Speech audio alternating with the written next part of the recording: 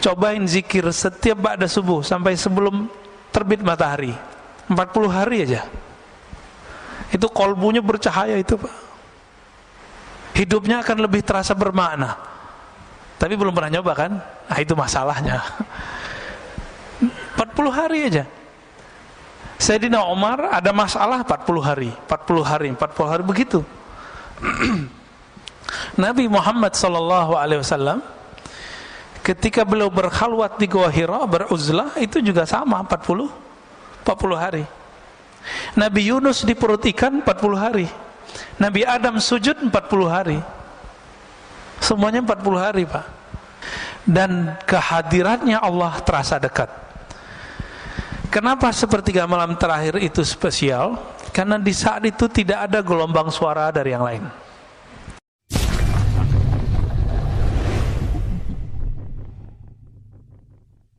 Enggak. Nabi Musa tahu dia enggak punya hak membunuh Samiri. Maka dia katakan ma khatbuka ya Samiri. Harun dimarahin, ditarik jenggotnya. Umatnya disuruh bunuh diri karena taubat zaman itu bunuh diri. Faqtulu anfusakum. Giliran Samiri ngomongnya pelan sekali. Ma khatbuka ya Samiri. Jadi Nabi Musa ngeliat Samiri itu langsung bergidik bulu romanya itu. Ini serem juga ini orang, ya. Enggak sembarangan ini orang. Dan beliau dapat kalam lah kira-kira ya. Itu bukan hak, tapi haknya umat Muhammad sallallahu alaihi wasallam. Kira-kira begitu. Maka keluarlah kalam ma khatbuka ya Samiri. Ada apa denganmu wahai Samiri? Jadi Nabi Musa ngerti Samiri itu akan menjadi yang kita sebut sekarang Dajjal. Dan yang paling unik apa? Samiri itu nama gelar Pak. Gelar orang kampung Samara namanya Samiri. Kayak Batawi, Jawi, Buguri. Kan sekarang lagi trennya ustaz-ustaz nyebut dirinya Al-Batawi, Al-Buguri. Kalau Bintaro apa dong? Al-Bintari. Masih cocok lah ya. Berarti Pak Mirwan Al-Bintari. Gak pakai. Terbirip-birip Samiri lagi ya. Ini nama kecilnya siapa? Nama kecilnya sama dengan Nabi Musa. Musa.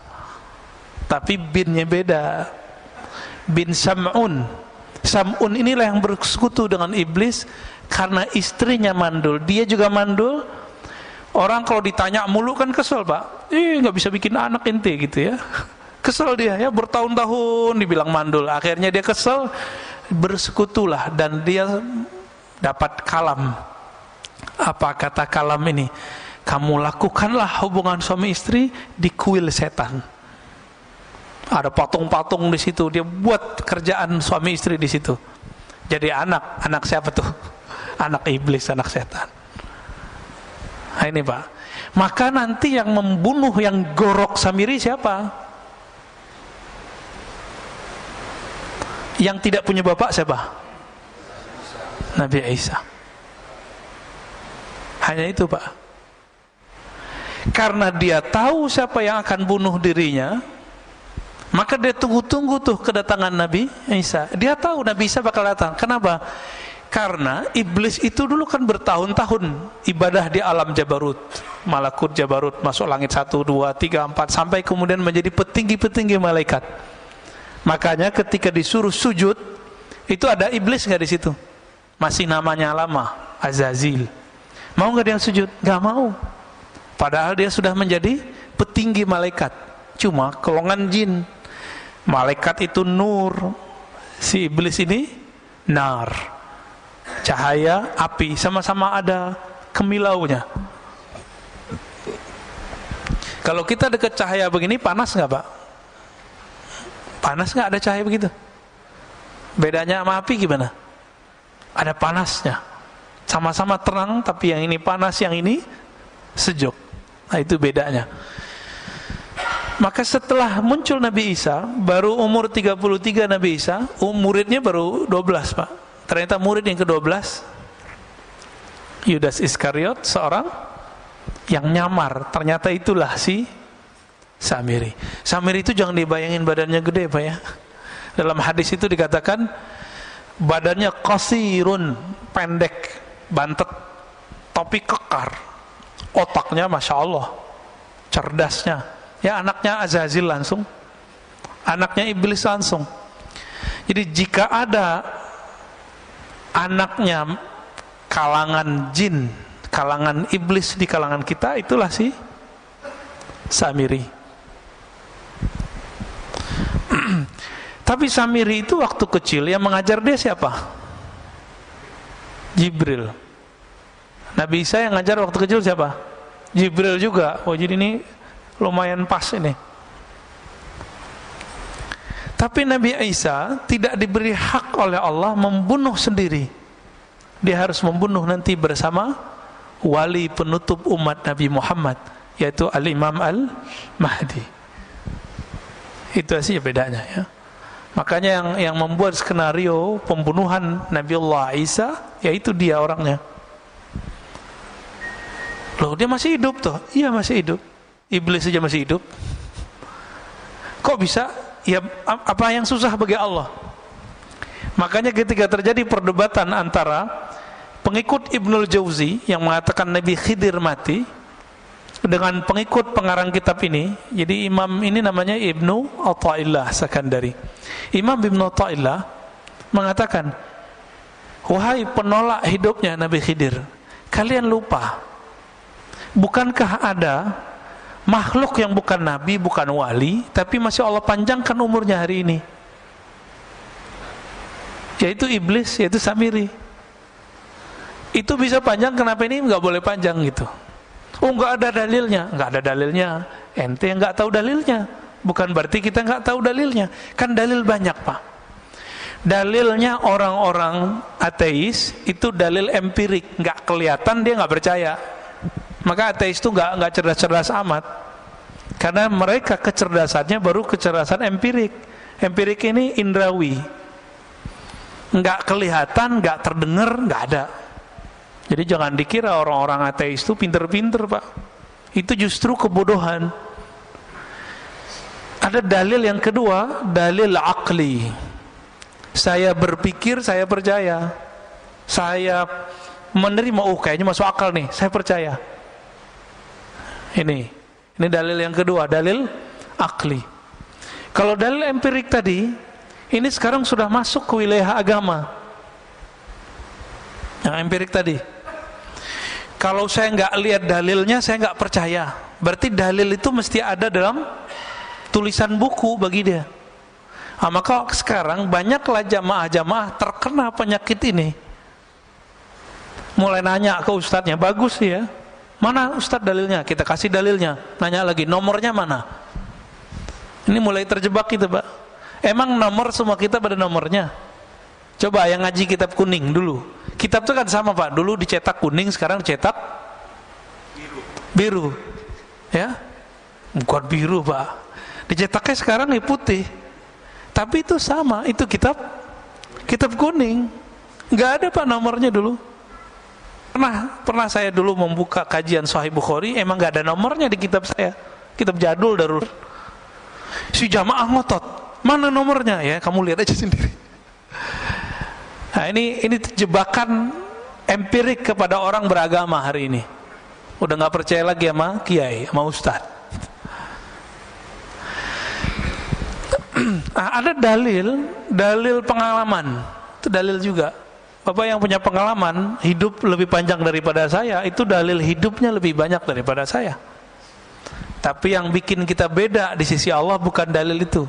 Yang nomor 4, dalil zauqi, dalil ruhi, dalil qalbi, dalil yang masuk ke kalbu. Coba di Quran cuma dikatakan iza dzukirallah wajilat qulubuhum, disebut nama Allah kalbu bergetar. Kertasnya bergetar enggak? Disebut Pak di Quran surah Al-Anfal ayat 2. Disebut nama Allah, kalbu bergetar, benar? Udah bergetar belum? Disebut nama Allah.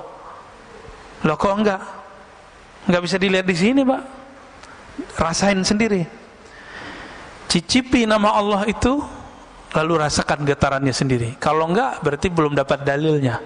Dalil bahwa nama Allah membuat getaran di kalbu. Nah, yang sudah dapat ini sudah bakat bisa melihat dirinya, bisa melihat kelemahan dirinya, insya Allah ya. Nah, kembali ke yang tadi, Ibnu Taillah mengatakan, engkau dibukakan, dikasyafkan kelemahan dirimu lebih afdol daripada engkau dibukakan alam gaib. Gitu. Ya.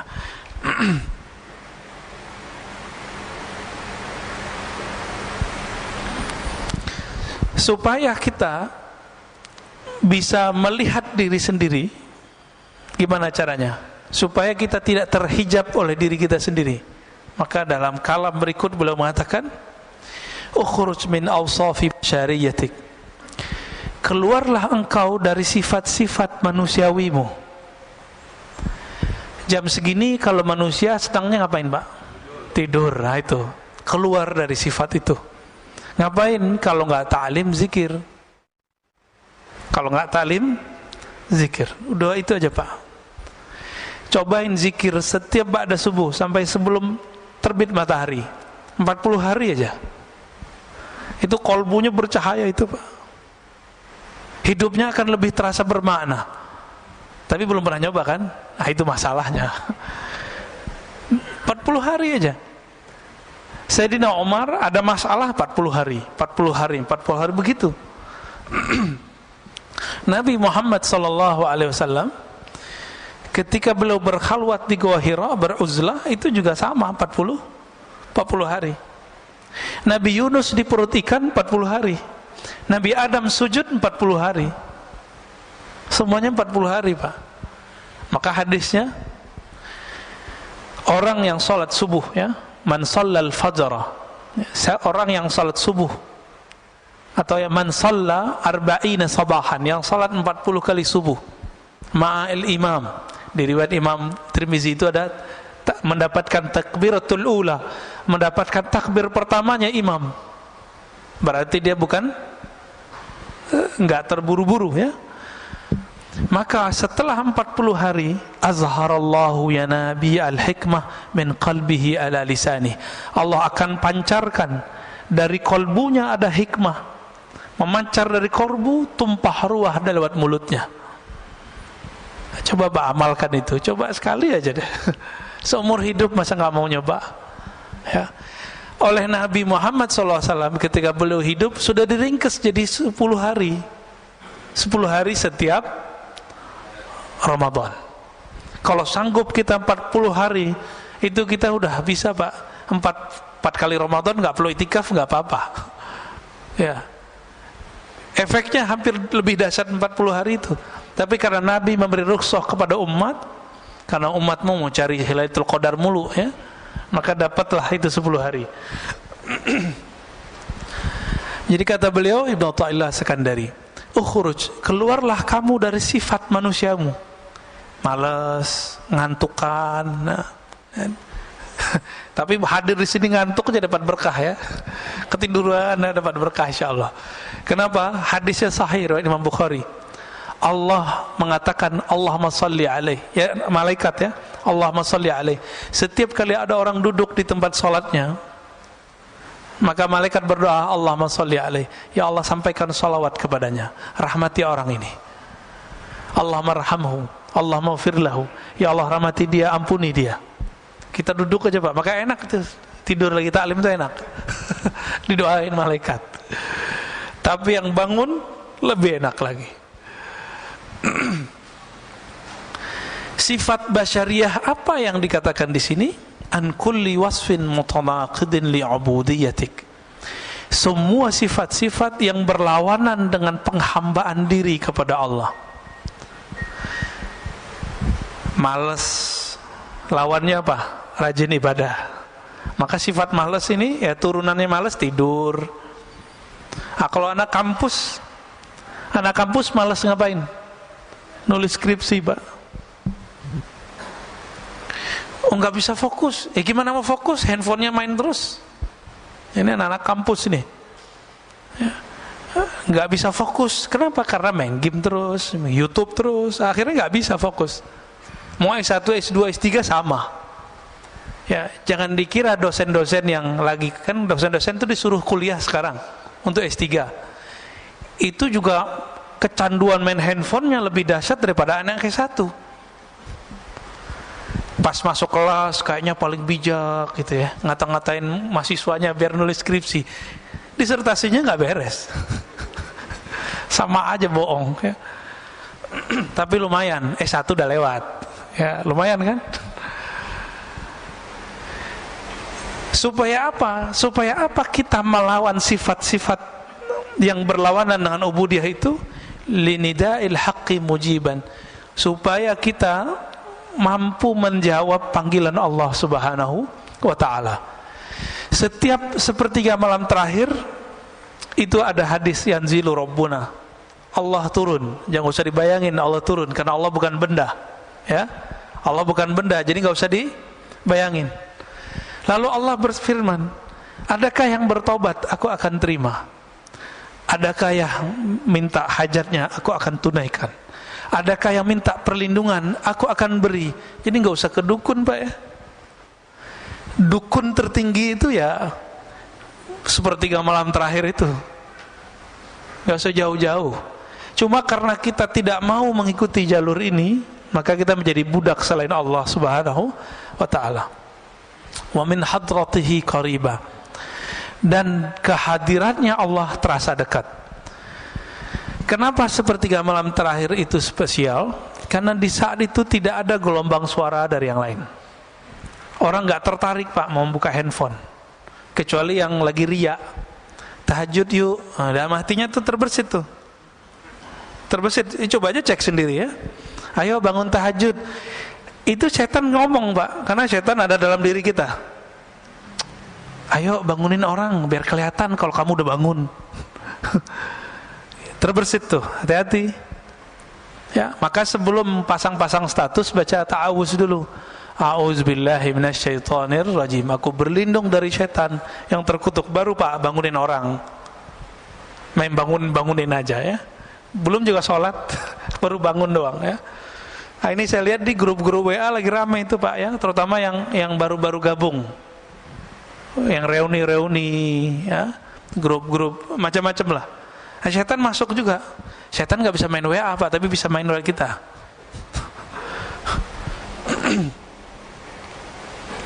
Bagian terakhir ya, aslu kulli ma'siyatin wa ghaflatin wa syahwatin ar-ridha 'anil nafs.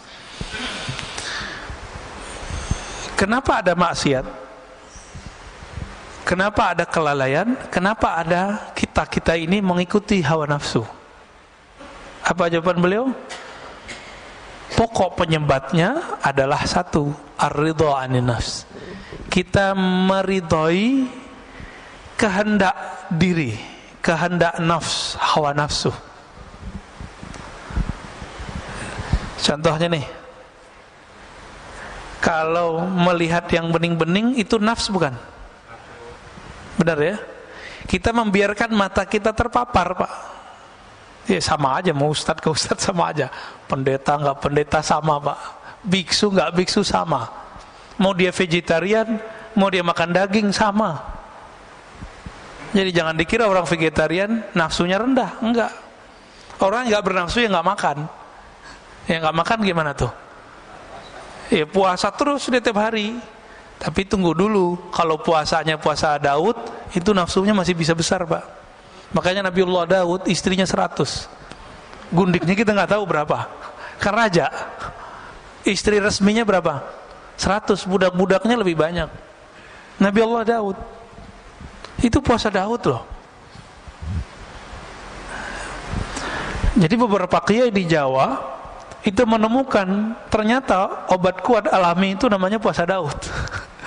Jadi kalau cuma puasa Daud itu bukan melemahkan syahwat, justru syahwatnya tambah kenceng ntar. Ya. Nabi Daud karena tahu dia tambah kenceng, ini ya nikah lagi. Coba kita kan di Indonesia susah mau nikah lagi Pak. Curhat curcol ya. Itu Pak Mirwan tuh yang curcol tuh, bukan saya ya.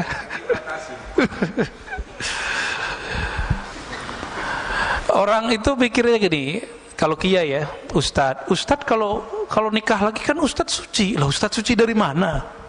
Seharusnya ustadz lebih mampu menjaga syahwatnya. Justru itu salah. Imam Asyuti melihat kenapa ya para nabi ini banyak istri. Imam Suyuti mengatakan dalam syarah beliau dalam hadis Nasa'i, karena para nabi itu beban rohaninya berat, Pak. Dan pengalaman rohaninya jika itu datang, yang mampu menawar rasa itu cuma menikah. Nah, Nabi Muhammad itu seharusnya kan boleh nikah 100 Nabi Muhammad. Tapi beliau mendiskon dirinya sendiri. Seharusnya beliau boleh menikah seperti Nabi Sulaiman 400, Pak, istrinya Nabi Sulaiman. Hadisnya sahih itu. Ada di hadis sahih, ada di Bible. Jadi yang coba ngejek-ngejek Nabi Muhammad, kasih tahu aja, Solomon istrinya 400, gundingnya 600. Ya. Kenapa begitu? Karena ketika orang mendapatkan pengalaman rohani, itu namanya ahwal. Itu gejolak dalam dirinya. Itu hanya bisa ditawar, bisa diredam cuma dengan menikah. Itu sebabnya para nabi itu istrinya banyak. Loh, kok begitu Ustaz? Ya, emang begitu, mau gimana lagi? Ini mohon maaf. Kenapa di surga yang disebut selalu hurul ain, al-hurul ain, hurul ain, bidadari, bidadari, bidadari. Mohon maaf ya. Kenapa? Ya bukan. Kalau Quran turun di Arab, ya bukan, Pak. Quran turun di bumi, sama, mau di Arab mau di mana sama. Pak Mirwan ditaruh gadis depan masih minat loh, walaupun sudah umur berapa? 67 masih minat itu. Tuh tandanya. Kalau kuat kan nggak tutup mata. Kenapa? Iming-imingan surga itu selalu bidadari. Syahwat kan urusannya. Kenapa ada orang jadi teroris, bunuhin orang, ketika ditanya, ketika dia gagal, dijawab apa? Saya mau menikahi 72 bidadari. Kita cek hadisnya, hadis Imam Tirmizi, hadisnya sahih, Pak. 72 urusan, mohon maaf, urusan syahwat doang dia harus bunuh seorang. Waras gitu? Nggak waras, Pak. Maka kadang-kadang orang beragama kalau caranya tidak benar, jadi nggak waras. Otaknya syahwat aja tuh, ya. Mikirin bidadari yang montok-montok gitu, ya. Kenapa? Ternyata di surga itu nikmat paling tinggi itu memandang Allah. Satarawna rabbakum kama tarawna syamsa bila sahab, kama tarawna al-qamar fi lailatul badr. Kamu akan memandang Allah nanti di surga seperti memandang matahari tanpa ada awan, memandang rembulan di bulan purnama, di malam bulan purnama. Dan itu memandangnya lebih nikmat dari semua nikmat seksual. Kita pengen ngurusin mata aja harus kena macet dulu di puncak. Enggak. Sekarang diam-diam tuh orang ke puncak. Ya biar enggak di swab. Enggak antigen. Benar enggak? Diam-diam mau ngurusin mata ini doang. Jadi mata ini senang yang indah, dan Allah itu maha indah. Innallaha jamil yuhibbul jamal. Allah itu maha indah. Keindahan Allah Subhanahu wa taala itu tidak bisa diakses oleh sembarang orang. Apalagi yang berharap dapat nikmat syahwat doang di dunia, di akhirat. Maka surga itu ada surga namanya jannatur ru'yah, surga memandang. Itu yang Nabi sebut tadi. Ada jannatus syahwa, jannah surga syahwat. Setiap masa, setiap satu hari, harinya surga berapa hari kita? Alfasanah, 1000 tahun. 1000 tahun kita baru satu hari di Firdaus, surga paling tinggi, Pak. Itu mereka setiap hari mampu melihat Allah Subhanahu wa taala, diizinin sekali. Tapi yang di bawah Firdaus, kalau tadi sekali sehari surga, mungkin mereka sekali setahunnya surga. Kalau sekali setahunnya surga dihitung aja, Pak, berapa ribu itu. Anggaplah sekali 1000 tahun mereka baru bisa melihat Allah, dan Allah memperlihatkan dirinya sekali. Ketika Allah tidak memperlihatkan dirinya, apa yang terjadi? Mereka mempunyai rasa rindu melihat Allah, musyfiqun, ya, rasa takut plus rindu. Rindu apa? Ini murid aja kalau sama guru bisa rindu. Jadi kita punya teman itu pengen sekali ketemu, nggak tahan dia mau ketemu Pak. Ada, ya, pengen ketemu gurunya. Oh, kadang jauh-jauh dari mana dia datang. Makanya guru-guru kita, kiai-kiai kita itu dia punya pesantren di pelosok, muridnya dari mana-mana. Itu kerendian murid pada guru, apalagi Tuhannya guru. Itu lebih dahsyat Pak. Apa yang bisa menawar itu, yang bisa meredam itu semua gejolak itu? Itu hanya nikmat syahwat. Maka dikasihlah 72 bidadari, itu mah kecil Pak. Terlalu sedikit 72 itu. Ya mungkin ada yang dikasih 1000 ntar ya, kan asik tuh. Tapi bisa nggak menawarnya? Dia hanya sesaat. Makanya ahli surga itu nanti mencari ilmu ma'rifatullah lagi kalau dimasuk surga. Mumpung masih di dunia, cari Pak ilmu ma'rifatullah sekarang. Jangan cuma ilmu zahir doang yang dicari. Cari ilmu ma'rifatullah. Saya lagi belajar zikir, zikir beda dengan ilmu ma'rifatullah. Zikir itu cara mendekat. Kalau ma'rifat itu keilmuan, masuknya ke alam rohani. Cari ilmu itu mumpung masih dunia. Tapi hati-hati, sekarang di YouTube banyak yang begitu, nggak usah dipercaya, ya.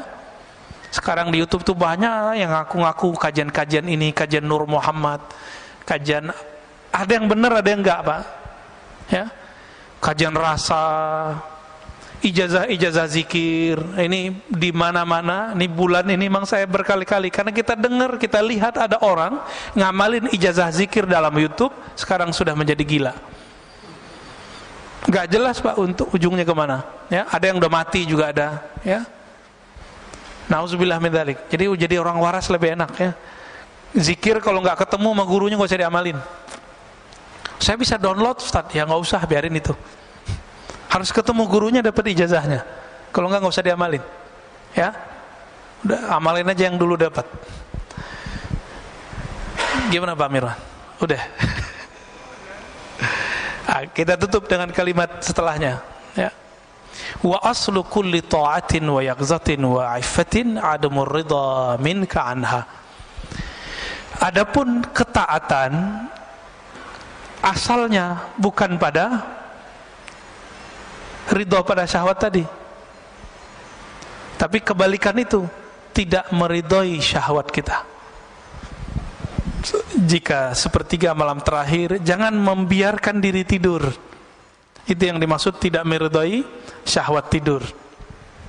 Kita makan nih enak, cukup 1 kali nambah lah, jangan terus nambah lagi. Nah itu sudah mulai masuk dia itu. Jangan-jangan makannya nggak pakai basmalah ya. Nanti modus, Ustaz kasihan mubazir, nah, itu lain cerita tuh ya. Mubazir kan teman setan, itu lain cerita ntar. Jadi Imam Nu'ta'ilah memberikan oleh-oleh bagi kita supaya kita lebih mengenal diri, sehingga kenal Allah, maka ketahuilah aib diri. Keluarlah dari sifat-sifat manusiawi yang rendah dan kita mengambil jalan ruhani yang tinggi. Dan ditutup oleh beliau bahwa ketaatan dimulai dengan tidak meridhoi hawa nafsu, sedangkan kemaksiatan, kelalaian dimulai dari meridhoi hawa nafsu. Semoga Allah membimbing kita ke jalannya. Amin ya rabbal alamin. Ada yang mau didiskusikan Pak? Pasti Pak Mirwan lagi nih. Tafadhal. Bismillah.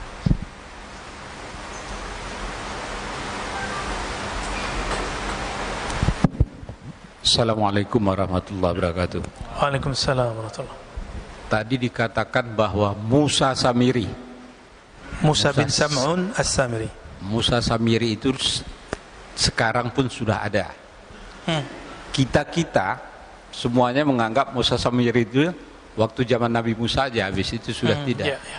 Kalau itu yang terjadi, berarti Dajjal pun demikian. Dajjal pun dari dulu sampai sekarang juga udah ada, bukan kita menunggu Dajjal. Ya, di Indonesia pun banyak Dajjalnya. Ya, nggak usah saya sebutkan satu-satu, nanti rame. Jadi saya kira ngapain nunggu-nunggu Dajjal datang nanti? Dajjal sekarang aja kita basmi. Demikian, assalamualaikum warahmatullahi wabarakatuh. Iya, Samiri itu ya Dajjal, Pak.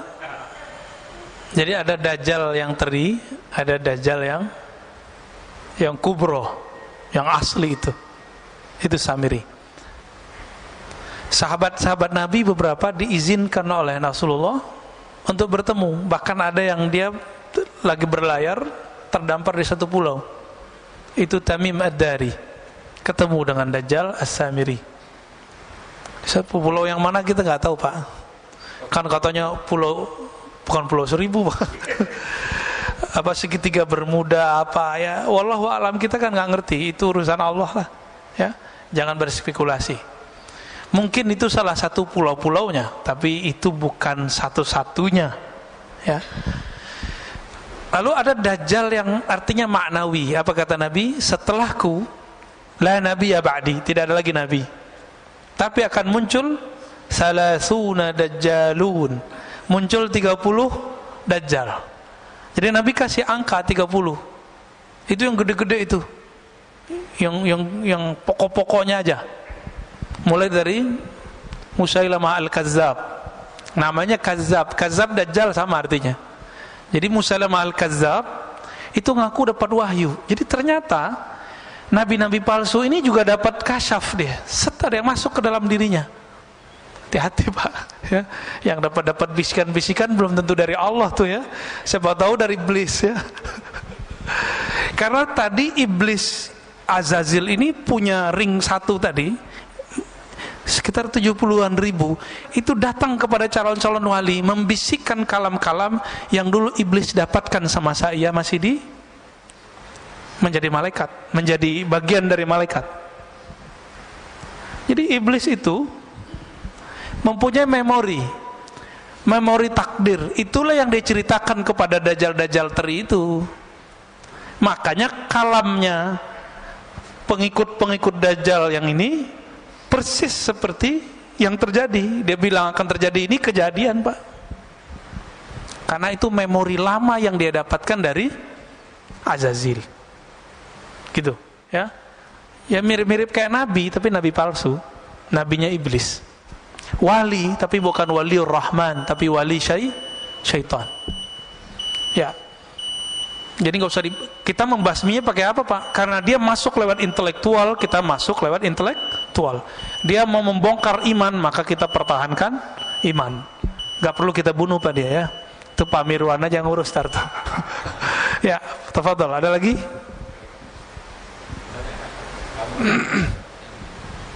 Ya, fadhol. Assalamualaikum Pak Ustadz. Assalamualaikum. Izin bertanya, mungkin ada kaitan juga dengan topik kita pagi ini, dan di beberapa ceramah Buya yang lain juga pernah disebutkan tentang panjang angan-angan. Itu apakah mudaratnya buat kita? Kemudian juga apa bedanya dengan cita-cita? Apakah boleh kita memiliki cita-cita seperti pengen punya kebun, punya apa? Punya lain-lain lah gitu, Pak. Mohon penjelasannya, Pak. Makasih. Iya, betul. Ini kolbunya nanya ini, Pak.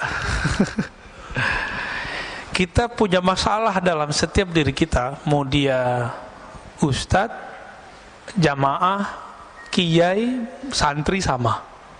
Apa masalah kita? Tulul amal.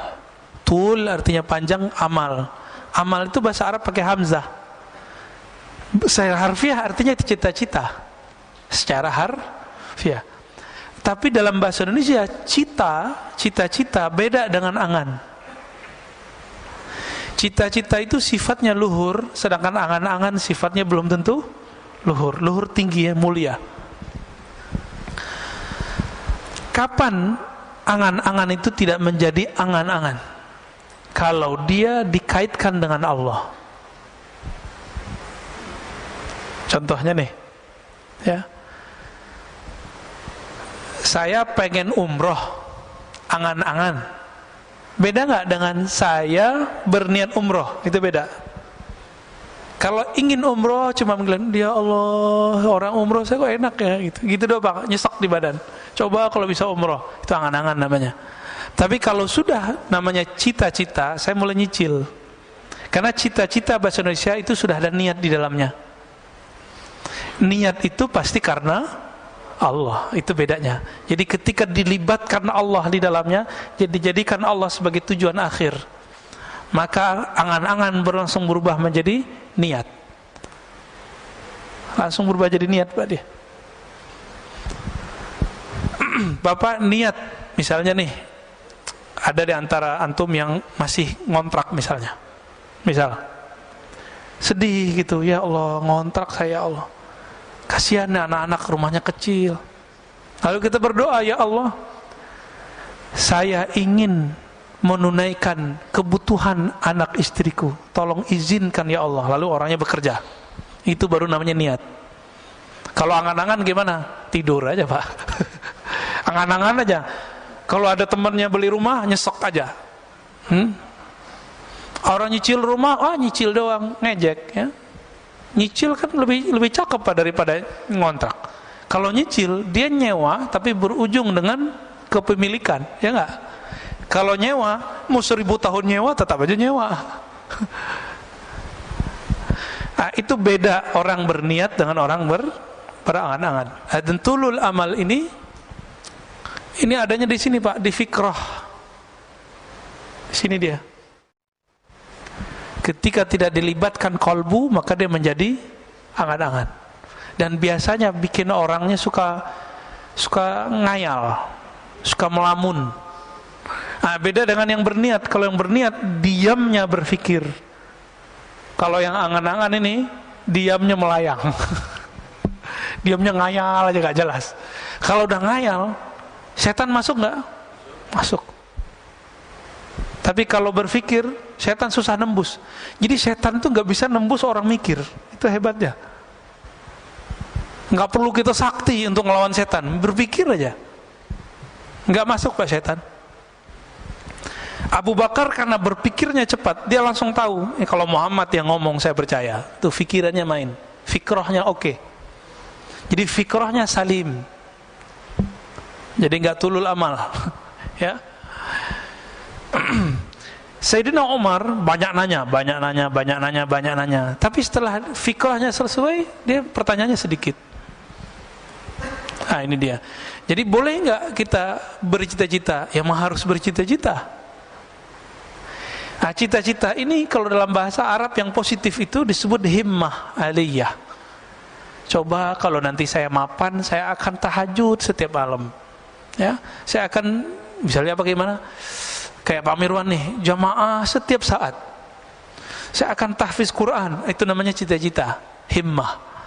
Bahasa Arabnya himmah aliyah. Tapi coba cek Pak nanti, kalau dia sudah mapan, dia kerjakan nggak yang dia cita-citakan dulu? Maka di hikam nomor 2, itu disindir orang-orang yang tuh dulu punya cita-cita tinggi, setelah dia mendapatkan kesempatan itu, cita-citanya dia pinggirkan. Ini setan kan gak akan diem. Setelah semua cita-cita Bapak terwujudkan, maka dikirimlah handphone ke kita, dikirimlah TV online kepada kita. Apa yang terjadi? Kita bisa duduk di depan TV 2 jam, bisa di depan YouTube 2 jam, tapi tidak bisa zikir 2 jam, nggak bisa baca Quran 2 jam. Ini tanda-tanda kalau antum tuh perdaya semua. Sama, saya juga begitu. Ya, kena semua kita ya. Ya, saya juga kena Pak. Sama-sama kita perbaiki. Ya, ada lagi Pak, cukup? Cukup lah ya. Oh, masih ada. Ini Ahlul Bait ini. Assalamualaikum Ustaz. Caranya 2 Pak. 1 berguru. Nanti guru itu kasih guidance, kamu amalkan ini. Karena kita percaya sama guru ini, kita tahan Pak 2 jam di depan mushaf. Itu 1. Yang kedua, kalau udah berguru, ilmui apa yang diamalkan. Sahabat itu kenapa sanggup zikir dari ba'da subuh sampai zuhur? Itu mereka nggak beranjak, karena dia tahu rahasia zikir ba'da subuh sampai syuruk, apalagi lanjut gitu. Kayak weekend begini, katanya kalau sudah mapan pengen di masjid aja, ya kena corona Pak. Intinya masjid apa? Zikir toh. Intinya masjid baca Quran, intinya masjid taklim. Ini taklim bentar aja udah gelisah, ya kan? Udah syuruk nih. Ini cara setan nipu nih Pak, hati-hati. Hati-hati di situ. Ya. Nah, tapi yang belum tahu ya nggak apa-apa. Lebih afdal ngaji apa sholat? Hah? Ngaji, beneran. Dulu Imam Malik lagi taklim, azan, kan beliau ngajarnya di Masjid Nabawi, azan Pak. Tiba-tiba ada seorang murid langsung dikemas tuh kitab-kitabnya, dimasukin ke kopernya lah kalau gitu sekarang. Lalu Imam Malik nanya, bro, ente mau kemana? Mau sholat sunat Tuan Guru. Apa kata Imam Malik? Oh gitu ya. Menurut kamu lebih afdol berilmu atau sholat sunat? Apa jawabannya? Bingung juga deh Pak.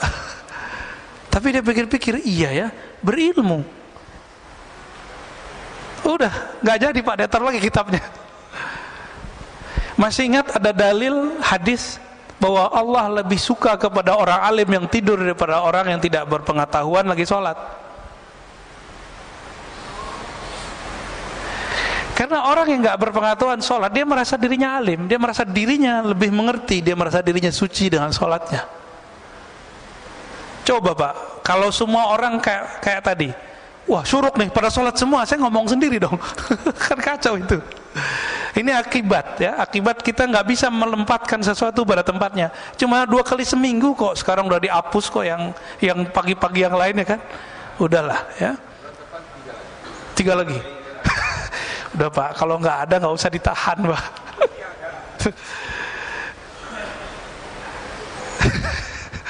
Jadi Bapak saudara Allah, ini mohon maaf kalau ada yang tersinggung ya, silakan tersinggung. Kalau ada taklim, siapapun yang taklim, suka nggak suka, nyaman nggak nyaman, duduk aja. Antum dapat berkahnya lebih afdol dari 100 rakaat sholat kita Pak. Dalilnya ada di Sunan Ibnu Majah, hadisnya hasan. Dan Imam Syafi'i mengatakan begitu juga, aku mempelajari 1 bab ilmu lebih aku sukai daripada sholat 100 rakaat. Kalau di hadis Ibnu Majah 1000 rakaat. Itu sebenarnya angka-angka aja. Kalau wali Allah sholat karena dia sholat dengan ilmu, itu lebih afdal dari 1.000.000 rakaat ya orang awam. Itu kan angka-angka aja. Maksudnya gimana? Kalau orang berilmu ya Allah pandang kalbunya Pak. Wah, kalbunya mau denger nih. Antum kalau mau dengar orang berarti sudah merendahkan diri kan? Berarti waduh, Allah pandang Pak. Kalau udah nggak mau dengar orang, Allah pandang nggak sholat kita? Nggak dipandang sholat kita. Makanya kalau isya itu ya, kita kalau taklim ba'da maghrib sampai isya, kita lagi ngaji dia langsung sholat Pak masuk. Dia nggak tahu adabnya. Ini kita kasih tahu adabnya. Kalau kita masuk ke satu masjid, orang lagi taklim, cukup istighfar, salawat, duduk. Istighfar minta ampun, ya Allah saya masuk masjidmu tidak sholat. Kenapa? Ilmumu lagi ditebar. Kita minta izin duduk. Duduk langsung. Itu lebih afdol daripada sholat tahiyatul masjid di 100 masjid. Gitu. Jadi benar Pak. Ya. Karena yang Allah pandang selalu kolbu, bukan gerak fisik. Innallaha yanzuru ila qulubikum. Allah pandang kolbumu, bukan fisikmu. Dan Allah lebih senang lagi nanti nih, setelah ini Bapak sholat, dapat 2 deh. Udah dapat ilmu, dapat sholatnya. Allah pandang kolbunya, Allah hargai rakaat-rakaatnya. Semoga kita pagi ini diberkahi oleh Allah. Semoga Allah angkat derajat siapapun yang hadir hari ini. Allah pandang kita meskipun kita tidak beramal banyak. Allahumma rfa' darajatana bi'ilmik. Ya Allah angkat qalbu kami, hati kami, ruh kami dengan ilmu mengenal Engkau. Rabbana atina fid dunya hasanah wa fil akhirati hasanah wa qina adzabannar. Berikan kami kebahagiaan di dunia ya Allah dan kebahagiaan memandang-Mu di akhirat ya Allah. Wa sallallahu ala sayyidina Muhammad walhamdulillahirabbil alamin. Assalamualaikum warahmatullahi wabarakatuh.